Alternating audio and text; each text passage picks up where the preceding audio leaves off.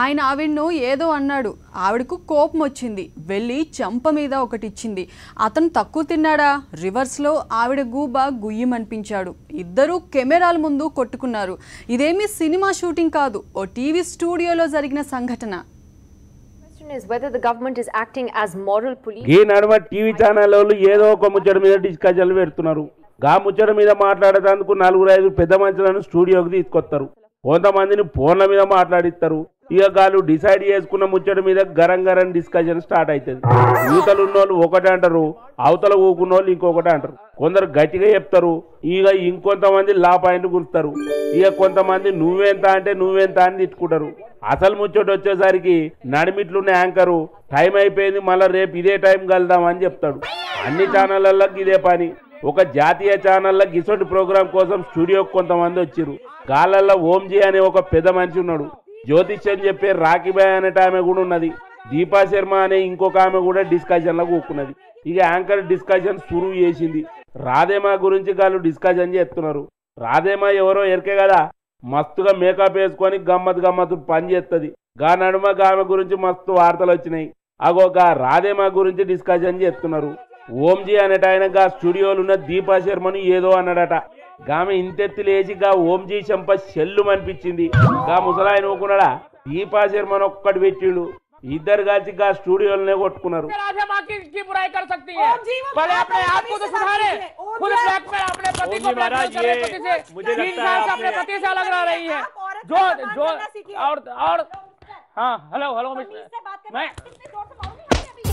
क्या मारेगी? क्या मारेगी मुझे? क्या मारेगी? ये हाथ क्या मारेगी? क्या मारेगी मुझे? చూసిండ్రా గా స్టూడియోలో గిల్లి ఆడ దొరికిరో ఏందో. ఒక దిక్కుగా ప్రోగ్రామ్ లైవ్ టెలికాస్ట్ అవుతుందని తెలిసి కూడా చిన్నపిల్లలు లెక్క కొట్టుకున్నారు. దునియా గలీదైపోయింది. क्या मारेगी? क्या मारेगी मुझे? కేసీఆర్ ముక్కు అంటే చంద్రబాబు నాయుడికి కోపమట. ఆ కోపంతోనే నడ్డి ముక్కు వాళ్ళతో దోస్తీ చేశాడట. ఎక్కడికి వెళ్ళినా ఆ నడ్డి ముక్కు వాళ్ళను వెంటేసుకొని తిరుగుతున్నట్ట. తల్లిదండ్రి అల్లం, అత్తామామ బెల్లం అనే టైప్లో చంద్రబాబు నాయుడి పరిపాలన ఉందట. హలో బైరెడ్డి గారు, నమస్కారం సార్. చాలా రోజులకు వచ్చారు, ఏంటండి విశేషాలా? ఇది ఎట్లా ఉందనంటే ఒక సామెత ఉంది తెలుగులో, అత్త మామ బెల్లం, తల్లి తండ్రి అల్లం. ఈరోజు తల్లి తండ్రి రాయలసీమ అల్లం అయిపోయింది, అత్త మామ బెల్లం అయిపోయింది. ఈడ జరుగుతుంది ఈ పిచ్చి ప్రేమ. ఇది తల్లిదండ్రులు అల్లమా, అత్తమామలు బెల్లమా? భలే చమత్కరమైన సామెతలు చెప్తారండి. అయినా ఇప్పుడు మీకు ఏం అన్యాయం చేశారండి? బాబు గారు మీకోసం పట్టిసీమ ప్రాజెక్ట్ కూడా మొదలెట్టారు కదా. ఇప్పుడు పట్టిసీమ నుంచి కృష్ణా డెల్టాకే నీళ్లు పంపు చేయడం. పేరు మాత్రం రాయలసీమ, కృష్ణా డెల్టాకు నీళ్ళు వచ్చేటట్టుగా పట్టిసీమ నుంచి పంపు చేయాలని నిర్ణయం. అదేంటండి బాబు అలాగంటారు? ఈ ప్రాజెక్ట్తో రాయలసీమ కూడా బాగా డెవలప్ అవుతుందని చెప్తున్నారు కదా మన తెలుగుదేశం నాయకులు. గోదావరి నీళ్లు కావాలా మీకే? రాయలసీమకు రావాల్సిన నీళ్లు కావాలా మీకే? సుంకేశ్వరం నుంచి వచ్చే నీళ్లు కావాలా? నాగార్జున సాగర్ నీళ్లు కావాలా? పులిచింతల నీళ్లు కావాలా? ఇంకా ఇవన్నీ కాదని గోదావరి నీళ్లు కూడా మీకే కావాలా? తీసుకోపోండి, అన్నీ తీసుకోపోండి. అది కాదండి, రాయలసీమకు కూడా నీళ్లు బాగా ఇస్తామని చంద్రబాబు నాయుడు గారు చెప్తున్నారు కదా, ఆయన మీద నమ్మకం లేదా మీకు? ముద్దు కృష్ణమనాయుడు గారు ఒక స్టేట్మెంట్ ఇస్తారు, రాయలసీమ పట్టిసీమతో బాగుపడితే ఇష్టం లేదా అని. ఈ పట్టిసీమ కాదు నాయన, ముందు మా 854 అడుగులను మెయింటైన్ చేయండి మీరు. ఏండి ఎన్నని మెయింటైన్ చేస్తారండి వాళ్ళు? నీళ్ళ దగ్గరకు వచ్చేటప్పటికి ఈ పిచ్చి ముదిరిపోయి కృష్ణా డెల్టా జపం చేస్తా.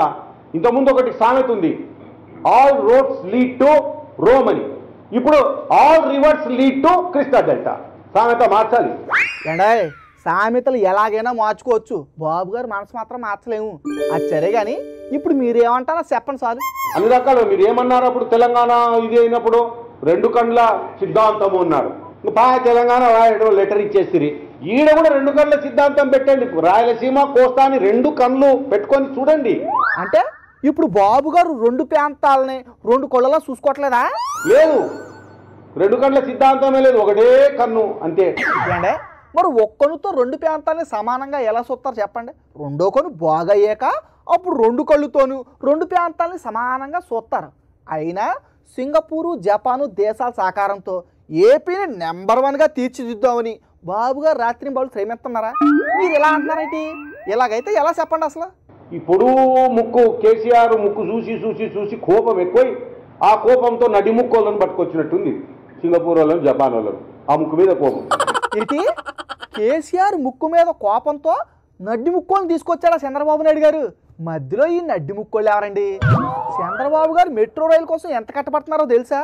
అది వస్తే ఏపీ ఎంత బాగా డెవలప్ అవుతుందో తెలుసా మీకు అసలు? అయ్యేదే పోయేదేమయ్యా?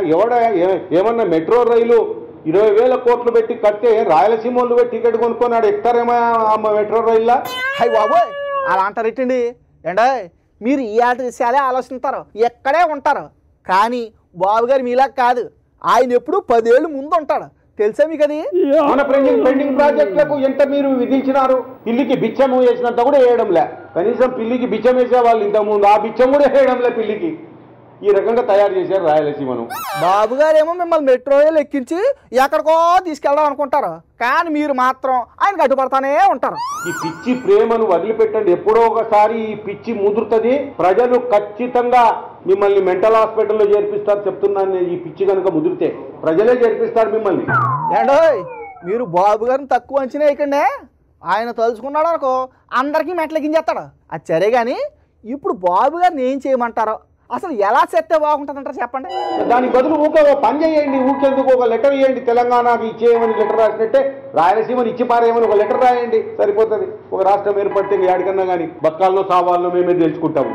ఓహో, అదనమాట విషయం. అది సరే కానీ ఏంటి, బాబు గారు మీరు అడిగినట్టు నీళ్ళు ఇస్తారా లేకపోతే లెటర్ ఇస్తారో చూడాలి. బైరెడ్డి గారు, మరి నేను ఉంటానండి. నమస్కారం సారా. జమక్ జమక్ జమక్ జమక్ జమక్ జమక్ జమక్